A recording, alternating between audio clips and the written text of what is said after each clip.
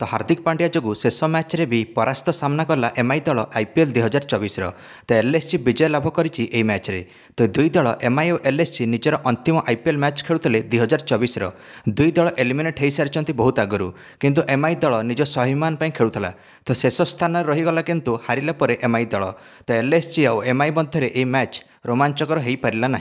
MI captain Hardik Pandya toss जीति bowling निष्पत्ति नेले। एलएसजी दल निर्धारित 20 ओभर में 214 रन लगेदेला बोर्ड में 6 विकेट हराई जो थे निकोलस पुरानकर धुआंधार इनिंग्स आसला 29 बॉल 75 रन जो थे 8टा छक्का 5टा चौका थिला। एलएसजी अधिनायक केएल राहुल 51 रन योगदान देले 41 बॉल। आयुष बाडोनी शेष आड़े आसी 2 छक्का 1 चौका सहित 22 रन करिले। एमआई आगे टार्गेट रहिला 215 रन। आरंभ रोहित शर्मा आसिक धुआंधार रन वर्षा करिले एणिकी रोहित शर्मा 38 बॉल 68 रन करिले 3टा छक्का 10टा चौका सहित डुएल ब्रेविस रोहित शर्मा को साथ देले और 23 रन करिले। रोहित शर्मा आईपीएल 2024 सर्वाधिक रन स्कोरर बनिले एमआई 470 रन। से भली सर्वाधिक छक्का मारिबार रेकर्ड रोहित पाखरे एमआई चलित आईपीएल सीजन रे।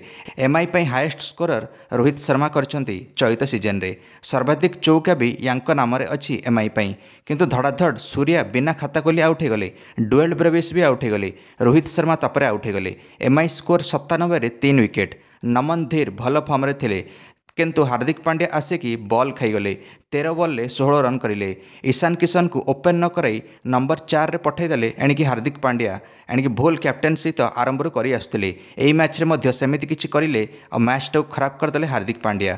निज फॉर्म भूलीगले ईशान किशन जेतले मिडिल ऑर्डर रे बैटिंग करे आसिले 15 बॉल 14 रन करी आउट हेले ईशान किशन। शेष जाए किंतु लढ़िले नमन धीर जे 28 बॉल 62 रन करले 5टा छक्का 4टा चौका सहित किंतु एमआई दल 196 रन करिला 6 विकेट हराई निर्धारित 20 ओभर रे आ 18 रन रे एमआई हारिगला मैच।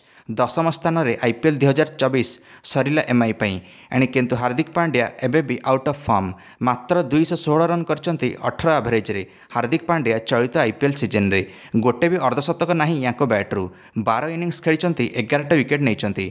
कैप्टेनशिप भी फुल संतोषजनक नुहे यही सीजन रे। ये पुणी आगामी T20 विश्वकप रे भाइस कैप्टेन अच्छी ए विधाता ही बंचे भारत को।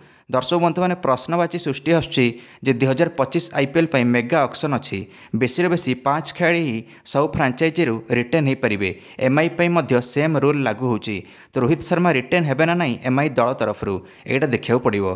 किंतु आज प्ले ऑफ अंतिम स्थान पर सीएसके और आरसीबी लड़ाई करेंगे तो केकेआर आरआर से सनराइजर्स हैदराबाद क्वालिफाई कर जाइछंती। मात्र गोटे स्थान बाकी किए क्वालिफाई करिवो ए गोटे स्थान पर आरसीबी ना सीएसके। निश्चय मंतव्य कमेंट दे वीडियो को लाइक और चैनल को सब्सक्राइब करदे समस्त क्रिकेट अपडेट्स। धन्यवाद।